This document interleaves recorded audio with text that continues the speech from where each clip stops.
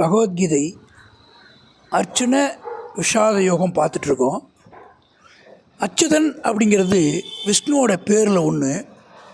எவருக்கு எந்த நேரத்திலும் எந்த நிகழ்ச்சியிலும் தோல்வி வீழ்ச்சிங்கிறது கிடையாதோ, எப்பயுமே தோல்வியே இல்லாதவங்க, எவர் தனது ஸ்வரூபத்தில் இருந்தும் சக்தியில் இருந்தும் வழுவாதவரும், தன்னுடைய குவாலிட்டியிலேருந்து மாறாதவங்க, அவங்கள தான் அச்சுதன்னு சொல்லுவாங்க. நான் யார் யாரோட போர் புரிய வேண்டியிருக்குன்பதை போர் முனைப்பில் வந்து நிற்பவர்கள் யார் யாரும் தெரிஞ்சுக்கிறதுக்கு பார்த்தறியறதுக்கும் கொஞ்சம் ரதத்தை நிறுத்தி வைங்களேன் அப்படின்னு அர்ஜுன் வந்து அச்சுதன்ட்ட கேட்குறாரு. இப்போ இதை சொன்ன உடனேயும் தேரை வந்து மையத்தில் கொண்டாந்து நிப்பாட்டுறாரு.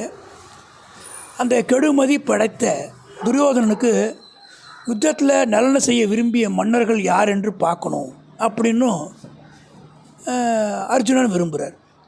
சஞ்சயன் திருதராஷ்டிரை பார்த்து சொல்கிறாரு, அர்ஜுனனால் இப்படி சொல்லப்பட்ட கிருஷ்ணர் 2 படைகளுக்கும் இடையில் ரதத்தை கொண்டு வந்து நிறுத்தி பார்த்தா கூடியிருக்கும் இக்கௌரவர்களை பார் அப்படின்னு சொன்னார்.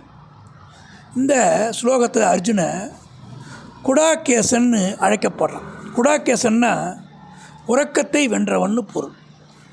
2 படைகள்லையும் நிற்கிற பெரியப்பா, சித்தப்பா, தாத்தா, முப்பாட்டனார்கள், குருவானவர்கள், மாமன்மார்கள், சகோதரர்கள், புதல்வர்கள், பேரன்கள், நண்பர்கள் எல்லாரையும் பார்க்குறான்.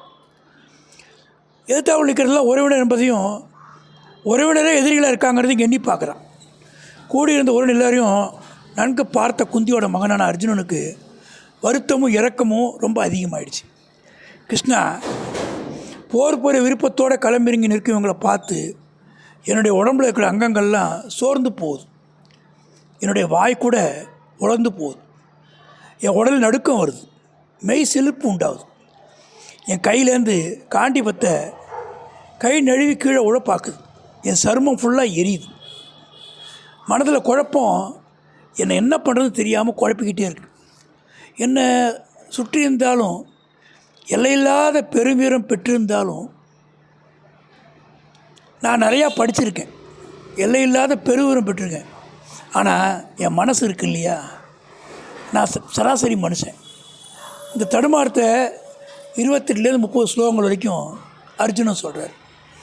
தன்னுடைய வருத்தமுற்ற நிலையை சொல்லும் அர்ஜுனை போர் செய்கிறது சரியில்லை அப்படிங்கிற முடிவு கட்டுறான். கேசவா, கெடுதல் செய்யக்கூடிய சகுனங்களை நான் பார்க்குறேன். போரில் வந்து நம்ம உறவினர்களை கொன்று எந்த மேன்மையும் என்ன நன்மையும் நான் அடைய போகிறது இல்லை. அப்படி இருக்கிற வெற்றியும் ராஜ்யமும் எனக்கு வேண்டவே வேண்டாம்.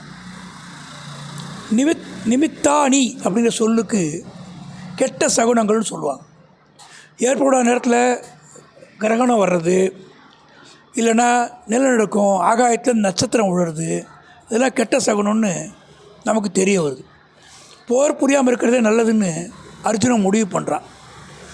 உறவினர்கள்லாம் கொலை பண்ணி பச்சாதாபம் ஏற்படும், வாழ்நாள் ஃபுல்லாக அந்த கவலையும் வருத்தமும் எனக்கு இருக்கும், உயிர் கொலையால் உண்டாகக்கூடிய பாவத்தை விட எனக்கு கிடைக்கக்கூடிய நன்மை ஒன்றும் பெருசாக இருக்காது அப்படின்னு அர்ஜுனன் நம்பினான். கிருஷ்ணா, நான் வெற்றியை விரும்பலை, ராஜ்யத்தையோ சுகத்தையோ விரும்பலை. கோவிந்தா, நமக்கு உயிரோடு வாழ்வதிலேயே பயனில்லை என்ற போது ராஜ்யமும் சுகமாக முக்கியமாக போகுது. நம்ம எவருக்கோசரம் அரசும் போகங்களையும் சுகங்களையும் விரும்பத்தக்கனோ அத்தகையவர்களே செல்வத்தையும் உயிர் மேலே உள்ள ஆசையும் திறந்து போரிட வந்திருக்காங்களோ அவங்கள பார்க்கும்போது எனக்கு கஷ்டமாக இருக்குது. ஆச்சாரியர்கள், பெரியப்பா, சித்தப்பா, மகன்கள், அவ்விடமே பாட்டனார்கள், மாமன்கள்,